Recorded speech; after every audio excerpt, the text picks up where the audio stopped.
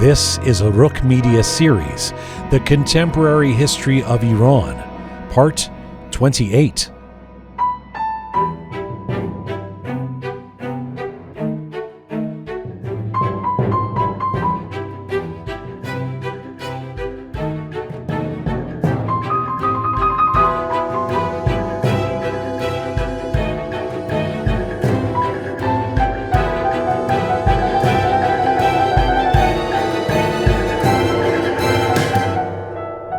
Hi there, and welcome to the Contemporary History of Iran, a series from Rook Media. This is part 28, The Golha Legacy. I'm Jian Ghomeshi. Our aim with this series is to explore the events, personalities, and issues that have shaped modern Iran. We want to do this as much as possible through a non-traditional lens, through snapshots of change and using alternative voices or angles. This series is mostly in English and will feature a new episode posted every Thursday across our Rook Media platforms. We will post subtitled excerpts with Farsi Zirnavis on our YouTube and Instagram sites. We are coming to you on rookmedia.com. It is there that you can link to all of our platforms, and we invite you to check out parts 1 through 27 of this series that are already posted. To become a sponsor or a patron of Rook Media, please contact us through our website. All right, let's get started. Here now is The Contemporary History of Iran, Part 28.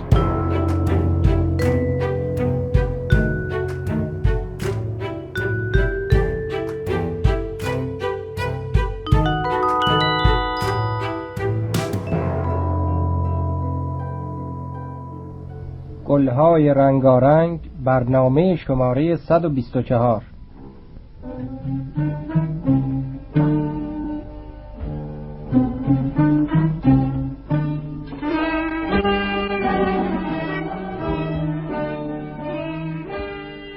From 1956 to 1979, a series of radio programs made it to the national airwaves in Iran, aimed at showcasing the thematic and creative relationships between poetry and traditional music in Persian culture, and enhancing their appreciation by the general public.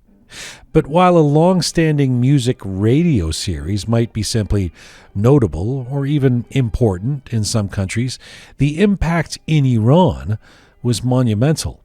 In fact, it's almost impossible to overstate the influence that the Flower program, or Barnameh Golha, had on Iran and the cultivation of culture.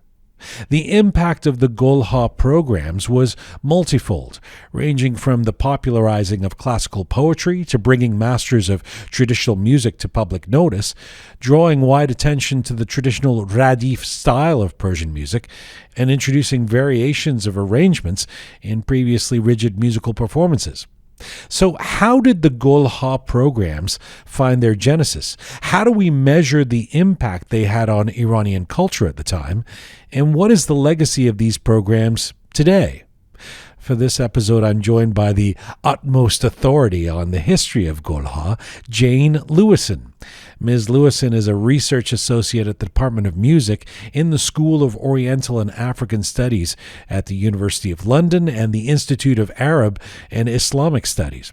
Her passion and love for Persian poetry and the poems of Rumi as a student inspired her to leave her home in America and start a new life in Iran. She moved to Shiraz in the 1970s and lived there for 6 years, where she received her bachelor's degree in Persian literature and history from Pahlavi University. She has been working as the director of the Golha Project since 2005, in which she is preserving and archiving Persian arts and literature and making them freely accessible. And she has gone a long way to unearthing and preserving many of the original Golha programs. More recently, Jane has also been directing the Golestan Project, which is a virtual museum for the performing arts of 20th century Iran. Right now, Ms. Jane Lewison joins me from the tiny village of Eden, England today. Hello. Hi, John. How are you? Very nice to speak to you again. It's nice to speak to you again. Thank you for doing this. You know that at this point, for academic or Western years, they just mentioning Gulha is almost synonymous with your name because you've become such an authority. Well, I mean, there are so many people in Iran that know so much more than I do, but I think it was just the interface of the British Library and then being able to put it online, freely accessible to everybody without any restraints, that sort of made that catalyst. Before we get into actually what the Gulha programs were and their importance, how did you trip upon them? I mean, I know you spent a few years in Iran in the 1970s. How and when did you first encounter the Gulha programs? Well, I mean, we lived with an Iranian family and had almost no contact with non-Persian speakers, just our Iranian family and their extended family and friends. And we used to listen to the Gulha programs with them every evening and cherished them. And of course, as students of Persian literature, they were invaluable for us because, they were not only singing, declaiming, and describing the various literary heritage of Persia, but it was performed by the most expert singers and performers and composers, and it was just so important part of life at that when we were in Iran. Do you remember? I mean, coming from America, do you remember what your first impressions were when you heard these Gulha programs? Well, it was, first of all, the beauty. I mean, of course, when we first got there, we hardly knew Persian at all. And so it was just the beauty of the sound and the rhythm of the speech and how easy it was to follow this beautiful declamation, particularly if you had the poem in front of you. ایا صبا خبری کن ایا صبا خبری کن مرا از آن که تو دانی بدان زمین گذری کن بدان زمان که تو دانی. And that was a great boon for us as students. I can't remember any specific, performance that made a super impression on me. I really like Abdul Wahab Shahidi's performances of the Baba Tahir and Hassan Kassai's ney and Mahjoubi's piano. These were things that stuck in my mind. Little did you know at that point that for the next 50 years, the Gulha programs would mean a lot in your life. Yeah. So let me ask you about how these programs started. The Gulha were the brainchild of someone named Davoud Pirnia. He's an interesting guy because he had been a one-time assistant prime minister. He was a politician and a judge. What was the incentive of this guy for launching the Gulha programs in 1956? Well, according to interviews that I had with his sons, of course, he passed away a long time before I started this project, but, his father, who was the prime minister and the ambassador to Russia, and when he retired from politics, he started writing the history of Iran from its earliest conception. And so, he had his father's devotion to preserving the heritage of Persia, but he had a teacher when he was in high school who really impressed on him the connectedness of poetry and music, and how through music you can make a greater connection to the poetry.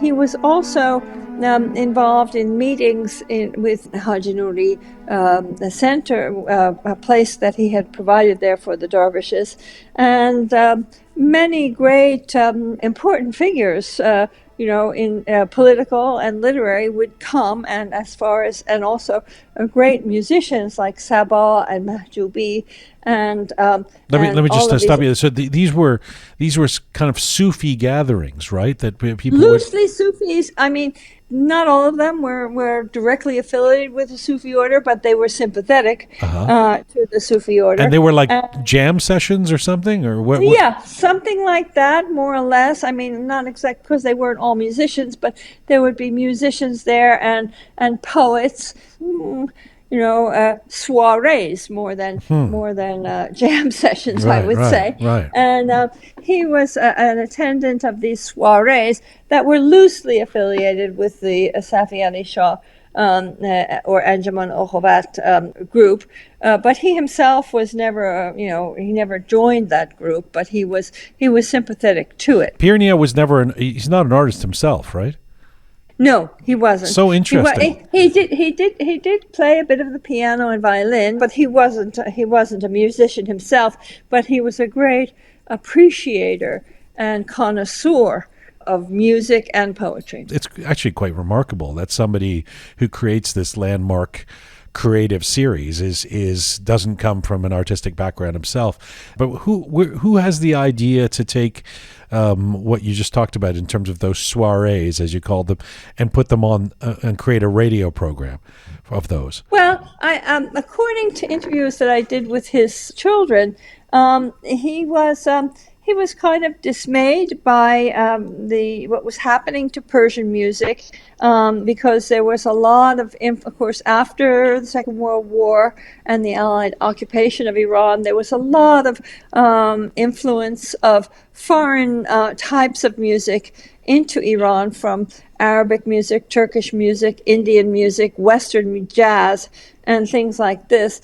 And, and also there was a literary movement at that time, sort of debunking classical literature, saying that this creates a social malaise, and, we need to be modern, and we need to be, more political in our literary content. So all of these things made him feel that he needed to champion the flag of Persian music and Persian literature.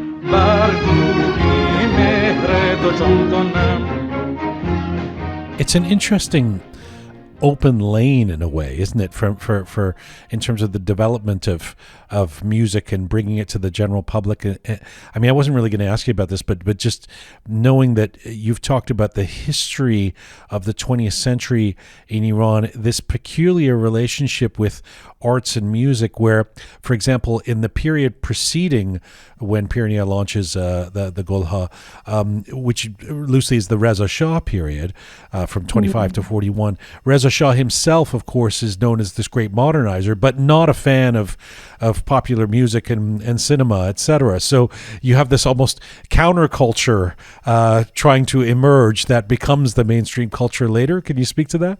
Well, I mean, there wasn't a very strong cinema in Reza Shah's period. That came later, but he began the radio shortly before he was deposed. 2 years after he launched the radio, he stepped down from power. So he didn't have that much involvement.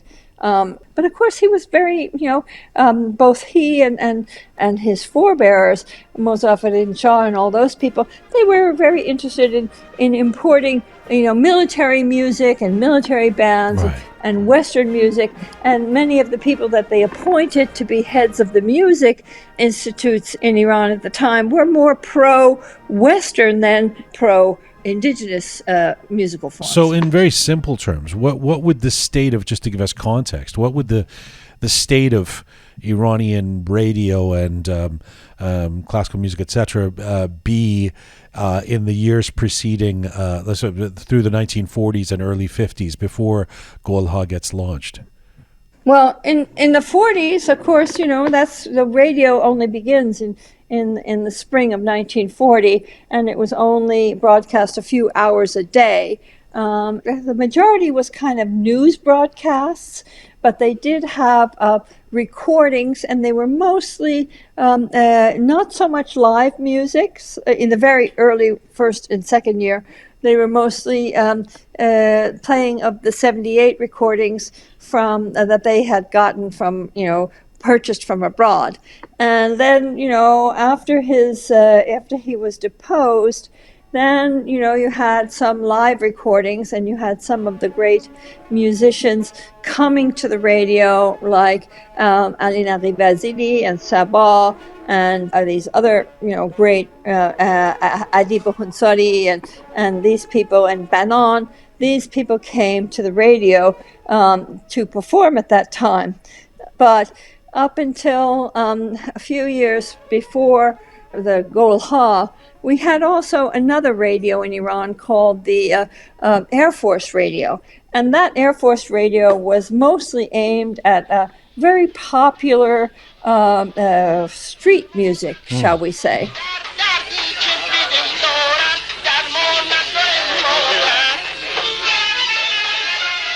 It wasn't concerned with, the classical repertoire or these, more highbrow musicians. And they were getting a lot of popularity. So the radio, the Iranian radio, decided at one point to enlist these musicians who were performing on the Air Force radio to come and perform on the radio. It was not taken well by the great maestros like Sabah and Tajvidi and Khalidi. When that happened, they sort of disassociated themselves with the radio because they didn't want to be associated with these street musicians, which were just one tiny level above, minstrels. And then you have Pir Nihat coming on the scene with this very sophisticated idea of the Golha. چند بیتی از سعدی، سپس بیتی چند از حافظ با صدای لطیف مرویه، در آهنگی که اثر هنرمند ارجمند تجویدی، گل این برنامه گلها. And also, he's a very sophisticated person. So he comes with a very heavy, kudos. That said, he has, as you've intimated and mentioned, he has important assistance as well, which is that he gets assistance from the director of Iranian National Radio. As Pir Nihat is launching Golha, how important was the support of Nusratollah Mo'inian, the director of Iranian National Radio? It was essential. I mean, of course, he started it under the directorship of Parviz Adl. He was invited to the radio by Parviz Adl. We don't have any recordings from that time because I didn't have the recording tape facilities at that time. But then when Mr. Mo'inian becomes director of the radio, he had a great respect for Mr. Pir Nihat, and he considered him almost like a father figure to him, and he had a great respect for his cultural and artistic and aesthetic and patriotic viewpoint, and basically he did whatever he could to support whatever Mr. Pir Nihat wanted to do. And at the same time, Mr. Mo'inian completely revamped the radio. It had become a place where, nepotistic people were parked, and many of them never showed up, and they got salaries, and it was really, a sort of base for corruption.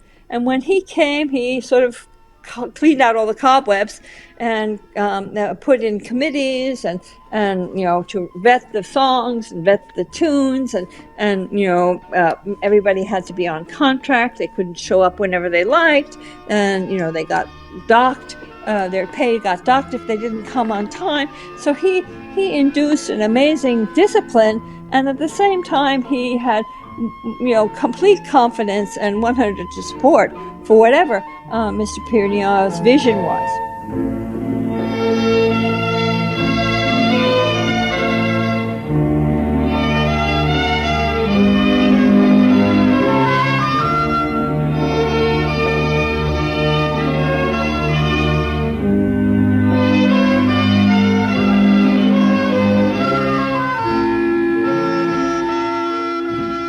It wasn't long before Pir Nia and I guess Mo'inian had many of the foremost figures in classical Persian music, as well as literary critics, famous radio announcers, poets, singers, composers. They were all participating in Gul Ha, seemingly from very early on, and as the series launches. How did Pir Nia persuade them all to get involved? First of all, the reorganization of the radio was really a very important factor for people coming back and having confidence in the radio, and you can see this in the discussions of the contemporary music journals. But also, Mr. Pir Nia had such certain personal prestige. You know, he was somebody that, was respectable to be associated with. And also, he was a connoisseur of these things. He had been participating in these soirees where he had gotten to know many of these great maestros. And so he had collected a lot of favors and was able to bring them home when he started the Gul Ha. So in those first years of the Gul Ha series, under the stewardship of Pir Nia, what was the format of the programs? I mean, if somebody were to tune in 1957, to the average Gul Ha program, what would they be hearing? Well, they began with the Gul Ha Javidan. That was the first program that he started. And basically, you had a literary critic who would be discussing a particular poet or a particular genre of poetry, and then you would have the classical avaz or the classical repertoire being sung, and you would have poetry declaimed, accompanied by music of the great maestros. It didn't have orchestration or ballads. It was much more sort of highbrow and educational. And it was a great success, actually. امشب سخن از حافظ است و بنابر یادآوری صاحبدلی ارجمند در آن شده ایم سخنی کوتاه درباره مدیح سرایی حافظ بگوییم و این خداوند کلام عرفانی را تا حدی که میسر است با دیگر مدیح سرایان قیاس کنیم. But after the first year, they decided that, they wanted to reach a broader audience. And so they decided they were going to include popular ballads, not just written by contemporary poets, but ballads that had been written in the constitutional period and ones reviving some of the great ballad writers of the early 20th century. And they were reorchestrated by people like Javad Marufi and Haliqi and Tajvidi. And these were sung by, people like Elahe and Banan and all the different singers that were at their disposal. And Marzieh, too. Marzieh was particularly fond of the ballads written by Sheda, who was an early revolutionary ballad writer.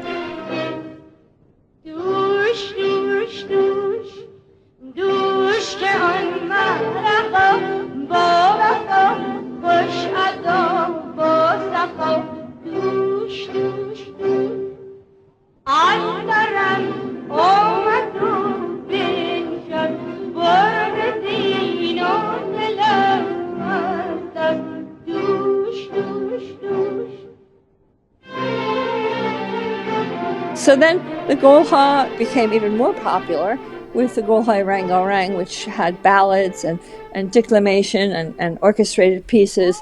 And then Mr. Pir Nia decided to start a program that was directly dedicated to Sufi poetry.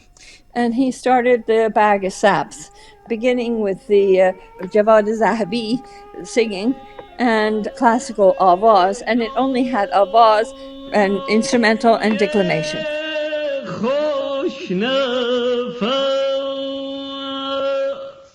Let's get to the meat of this conversation, or why we're talking about the Gul Ha programs at this point in 2022, looking back at a radio show, a series that was created in 1950s Iran.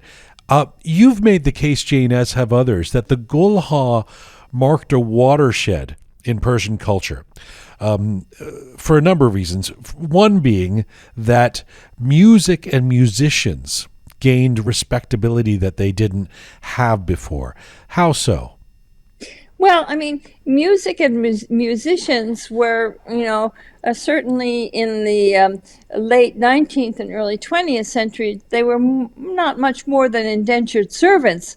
They were attached to a particular wealthy household or court, and they really could not perform outside of that court, and if they did, they could face repercussions. But now after the constitutional revolution and a kind of breaking down that power of the courts and the wealthy households, people, the musicians began to branch out and teach on their own outside of the court and outside of these households, but still they were considered as at best craftsmen. They were not considered artists. They were not considered maestros. They were at best craftsmen, but at worst minstrels. And, they were on the bottom rung of society. Nobody would have wanted their daughter or their son to marry a musician. It would not sure that's changed that much, but well, it depends on how famous a musician is. right, of course, how wealthy the musician is these days. Yes. So the Golha changes that, but it's interesting because you're involved in the preservation of the Golha, and the Golha itself was inextricably linked to the preservation of Persian culture. We see in retrospect. I want to actually read a quotation from the late maestro Mohammad Reza Shajarian talking about the significance of the Golha programs. He said, "Persian music owes a huge debt to Davoud Pirnia, in my opinion. At a crucial moment in the history of Iran, he effectively rescued our music from perdition. If it were not for his efforts, Arab music, Turkish music, or Western pop music would have all but drowned out and obliterated Persian music. In establishing the Golha programs, Mr. Pirnia created a sanctuary where Persian music could survive and flourish amongst all these debilitating and corrupting influences, so that even today, the Golha programs are still cherished among the populace at large." I would guess that you don't believe that Shajarian was overstating the case there, that you, in fact, would agree with that. I would definitely agree with that. And not only, in the field of music, but also in the field of literature. Because you have to think, of course, the population was, according to UNESCO at that point, 85% illiterate. And so they were introducing to the population their great literary heritage that they might not have been aware of. And you have to realize that the radio, it was free to listen to, and it was broadcast in every village and every town in Iran. And, if you didn't have a radio in your own house, you could go to a relative's house or you could go to a local cafe and listen to it. And so you were introduced to all of these poets, although Persians have a passion for poetry and, poetry runs in their veins. But, if you're talking about a village in rural Kurdistan or rural Baluchistan, maybe they could name Hafez, Sadi, and a local Kurdish or Baluchi poet, but, would they have known Vashi Bafri? Would they have known Nasir Khosrow? Would they have known, Iraqi and all of these other poets that were part of their great, fantastic literary heritage? Probably not.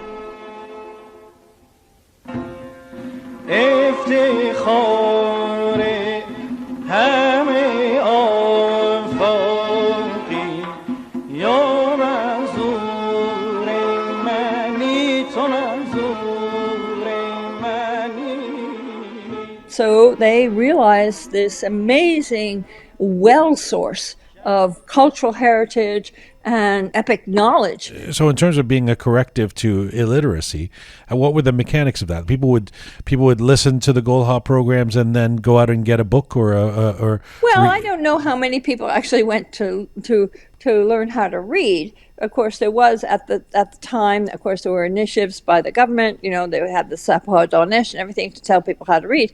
But at least, people in Iran memorize poetry. It's not like here you just read it. People memorize it. So, they would be memorizing these poetries and carrying them around with them in their heart as they went around. So it's a it's a very bardic culture, and this tradition of memorizing poetry that you love and that speaks to your heart is very, very strong in Iran, even to today. The most respected people are somebody who can quote poetry from memory. And these programs, like being on Golha, could catapult you into stardom almost Absolutely. over. Like I was Absolutely. actually trying to think of a contemporary equivalent, because I mean the Johnny Carson show or something that doesn't exist anymore. Maybe in the West it would be Saturday Night Live or something like that, where an act can perform and be known the next day, or maybe an awards show like the Oscars or something. But we really don't have anything like that I can even think of a reference point to this program where people would, an artist would go on, or from what I understand, a poet or a musician, and then across Iran, they know who that person is the next day, right? Absolutely. It launched the careers of many an artist, whether it was a poet or a musician or a singer. But, I think I think of some early programs, that did things like that. For instance, the Ed Sullivan Show. Sure, Of course, you're probably yes, too yeah. young to realize that one. But that was a program that did introduce, singers. No, Carson did it for comics. I mean, it was also because there were only 2 or 3 stations. There was like the only game in town, and so that doesn't exist anymore in a multimedia universe. But the impact. But if you remember, you probably have never seen the Ed Sullivan Show. But I remember as a young person watching the Ed Sullivan Show, and they would have a singer on, and then they would have the lyrics, and there'd be a bouncing ball on the top with the rhythm of the lyric. It was kind of, really unique. Good evening, ladies and gentlemen. Tonight, live from New York, the Ed Sullivan Show. He did launch the careers of quite a few people on his show, but it wasn't as profound as the Golha was. We don't really have a completely comparable program in the West. By the way, I have seen the Ed Sullivan Show. It's on YouTube. I remember sitting as a young girl in front of a sort of black and white TV watching it. So at the height of the Golha programming, how popular were these programs? I mean, this was a series that people would organize their daily schedules around, right? Yeah, people would make sure they were home to listen to it, and everybody would sit around listening to it, and it was a major point on the daily calendar of everybody.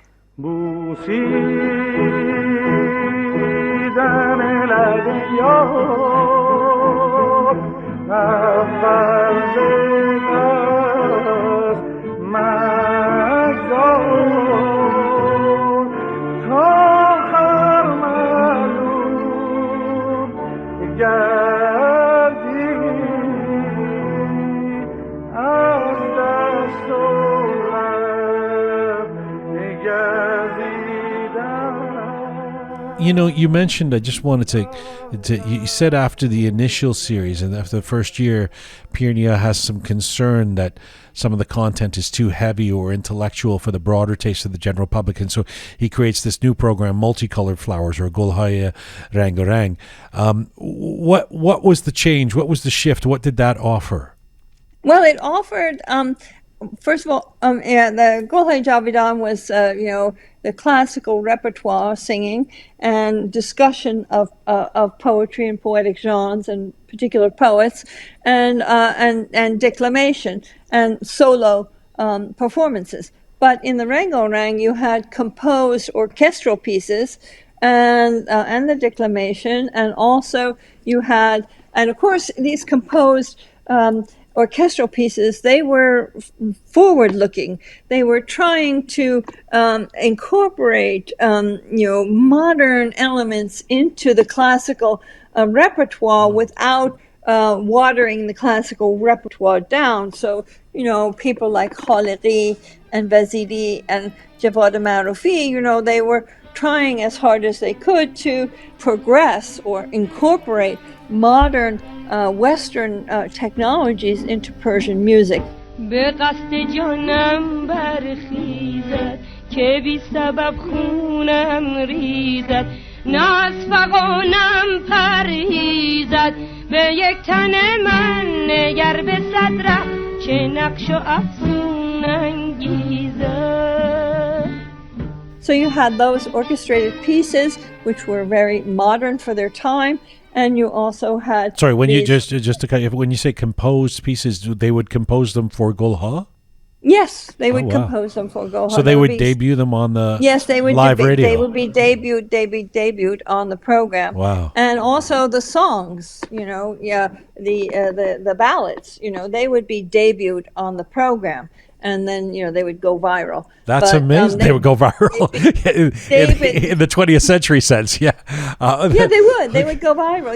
Everybody would be humming them and singing them, and then they would constantly request them to be replayed and whatever. And so I feel embarrassed that I don't know this, but would there have been songs that debuted on Gulha that then become thereafter recordings that become popular songs? Yeah, absolutely. After some of the songs, not in Pirnia's time, but after Pirnia left the radio, some of these songs were then recorded, on 45s and 78s. Right. Besides just on the radio, and then again on cassettes later, and then these songs. In Iran, they sort of the way songs were owned was kind of complex. The composer would give the song or contract the song to the singer, and the poet would put the poetry onto the song, whereas in the earlier days it would be the opposite. And then that would be known as that singer's song. And so then that singer then could give permission to other singers to sing that song, and sometimes you would get into fights that you were singing my song without permission. And of course, sometimes it would be folk songs or songs that had no particular line of heritage to it. So maybe there were ancient songs that nobody knew who the poetry was by, but the orchestration would have been done by somebody. And so there was a bit of a legal back and forth like that in Iran at the time. But basically, the songs were the songs of the singer.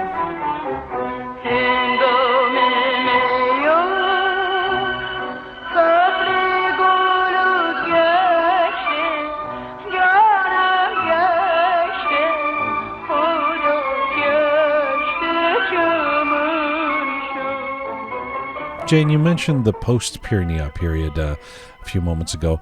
How did the Gulha programs evolve in the 1970s under the well-known modern poet Houshang Ebtehaj?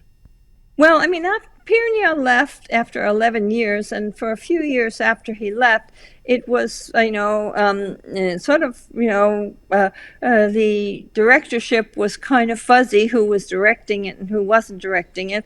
Rahim Ma'iri was involved, and Dr. Shah Hosseini, and Mir Naqibi, but, it sort of was a kind of collective effort.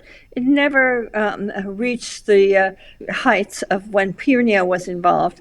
And so in 1972, when Houshang Ebtehaj became head of the music at the radio, he decided that, he wanted to combine all of these various programs into a single program called the Golhai Taze. And there was a bit of backlash. A lot of people who were really devoted to the Golha programs were saying, what do you mean Golhai Taze? We don't have Golhai Taze. And then, wilted flowers. We don't have fresh flowers and wilted flowers. We just have, flowers. And so there was a bit of backlash at that time. Golhai Taze being fresh flowers. Fresh flowers. The implication that the other flowers were wilted. Yes. So this was a bit of, contention at the time between those people who were devoted to, Pirnia's vision. But, Mr. Ebtehaj, he had his own vision, and he gave a great opportunity to a group of young musicians which were involved in a movement in Persian music called the Return Movement or the Bazgasht Movement. And they were interested in going back to the roots of Persian music before a Western influence became a factor in Persian music. So the earlier Qajar music.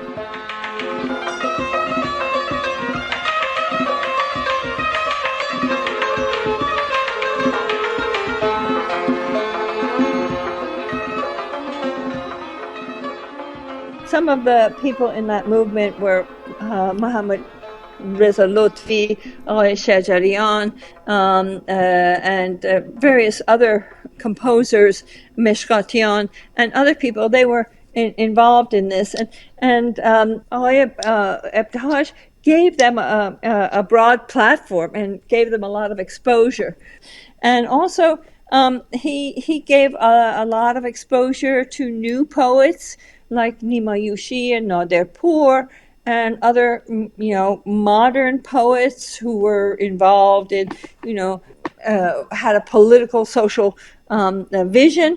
And so it was a completely different program. And also, the actual structure of the program was much more directed and pointed and disciplined project than the actual Golha programs, which was, more product of love and passion and inspiration.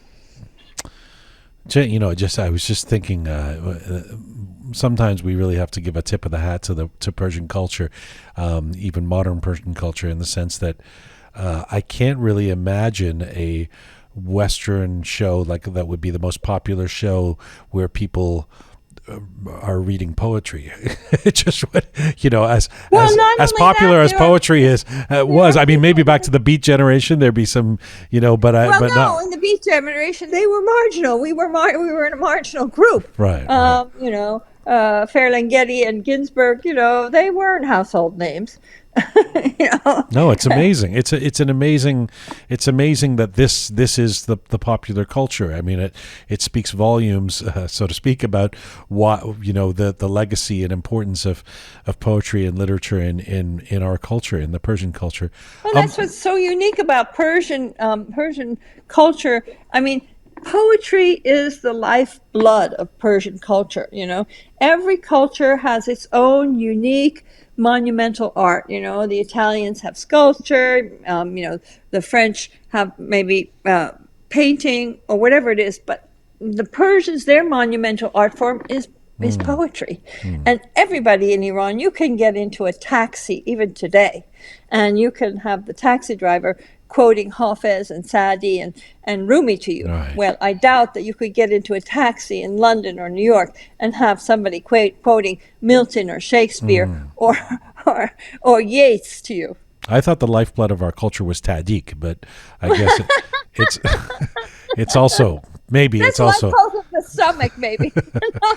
Well, Jane, what do we know about the final Golha program, or how it ended? I guess in the lead up to the revolution.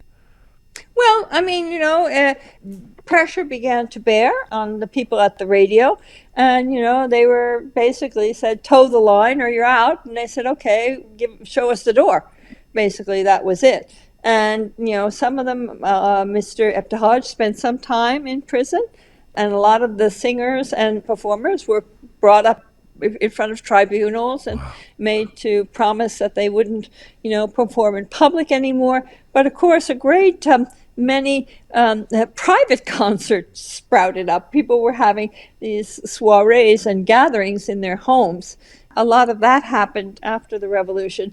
And of course, it wasn't until after the end of the war that, they had, revolutionary songs and, war anthems, but, not real music. And then after the war ended, then things began to loosen up, and then you had people like Shahram Naziri and some of his famous, the most famous song, Andak Andak Ashiqan Miravan.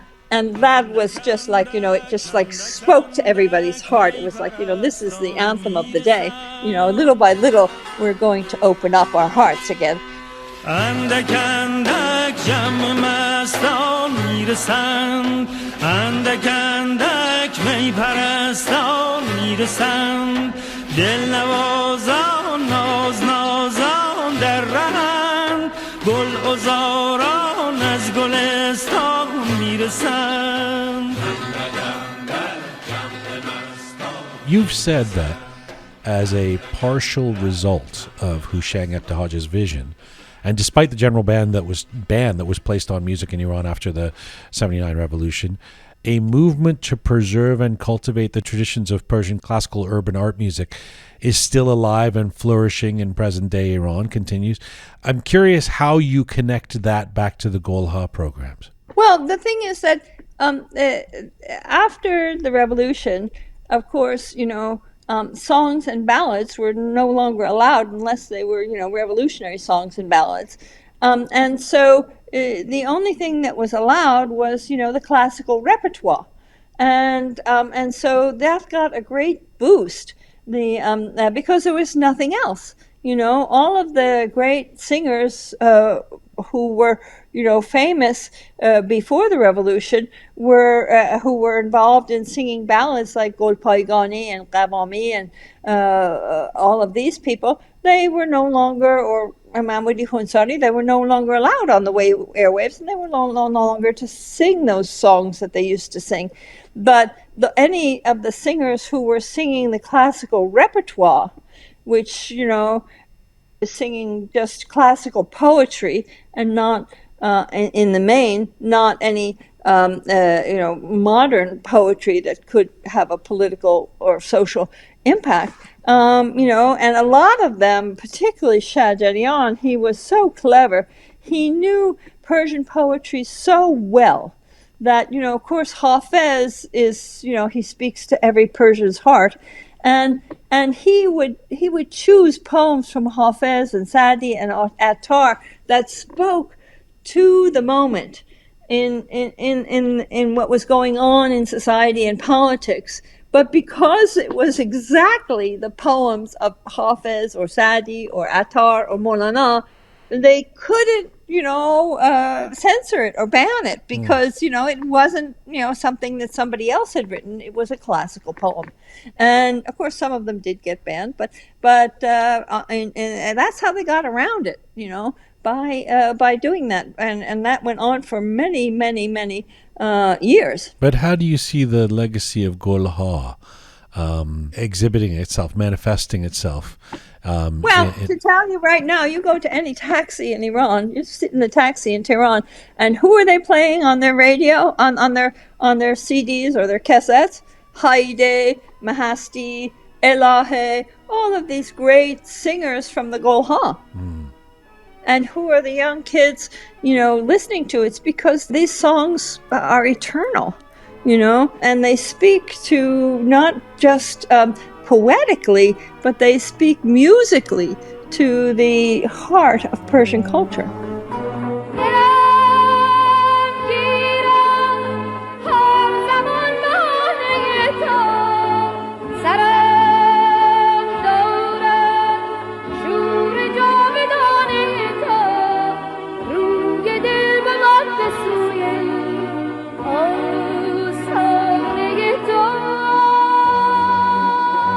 I'd be remiss before I let you go if I did not ask you about your Golha project and the Golistan project. Of course, we've talked about that in the past, but I have to assume that, something like the Golha project that you've been working on since 2005, it will never really be complete because you're on an ongoing mission to unearth old recordings, and I'm sure there's people always contacting you who found something or dug something up. So what is the status of your projects today? Well, we have the Golistan project, which is ongoing, and we have migrated all the information from the Golha project to the Golistan project, but I think we're going to keep the Golha website because so many people have become used to it and are used to it. But basically, the Golistan project is to champion Persian performing arts, 100 years of Persian performing arts, whether it was music, film, documentaries, 78 recordings, documents to do with how things were produced, and also the journals and the literature of that time, and all the different radio programs. So it's much broader than the Golha project. And, hopefully, I hope within the next few months we'll be able to launch it. But we have like over 1,000 of the feature films broadcast in Iran on the project, which will be able to be viewed, and they're all indexed. You can find whatever you're looking for. We have about 3,000 of the 78 recordings, about that many of the 45s, and myriad radio programs, and about 7 terabytes of Persian journals relating to Persian art before the revolution, which we are in the process of indexing, and pamphlets and catalogs and things like that. So basically trying to create a resource, because a lot of this material, even in Iran, is difficult to access for students and practitioners. We want to make it available to everybody so that people will have an idea of where they came from and where they're going. I believe we all owe you a great debt to these these projects that you've selflessly been working on for decades. Really, I really appreciate what you do, and I know many millions do, or people who know of your projects are really, really grateful for them. A final question, a fun one perhaps, or maybe a skill testing one. Let's see. A favorite Golha episode. Do you have one? There's so many, it's hard to remember exactly their numbers and things like that. Well, we're going to play your choice as we go out here. So okay, you tell us. Suratgar Nogoshichín by Marzieh and Tajvidi's orchestration with the poem is by Sheda. I'm guessing that's from 1957? Well, probably First year of Rangarad? Yeah, 57, 58, something like that. Jane Lewison, it is always a pleasure. I thank you so much for this. You're very welcome. Thank you for calling. Khodafis. Khodafis. Jane Lewison. Jane Lewison is a research associate at the Department of Music and the School of Oriental and African Studies at the University of London and the Institute of Arab and Islamic Studies. She is also the director of the Golha Project and the Golistan Project. We reached Jane Lewison in the village of Eden, England today. And this is full time for the Roqe Media series, The Contemporary History of Iran, Part 28. Please check out our regular editions of Roqe and all things related at roqemedia.com. That is our website where you can find all of our programs, our episodes, our guests, etc. roqemedia.com. You can also become a supporter, a patron of Roqe there. Thanks to the team who make Roqe Media happen. Talented Anahita, Super Patty Saw, Ponta the Artist, Savvy Roham, Aghay Mehtad, the fabulous Keon, Captain Reza, and Groovy Shaya. And thank you to all of you out there for supporting us and sharing our content. Please subscribe if you have not done so already. You can find me on Instagram at Jian Gomeshi. Mizun Bashi. Surat gare نقاش چین رو صورت یارم ببین رو صورت یارم ببین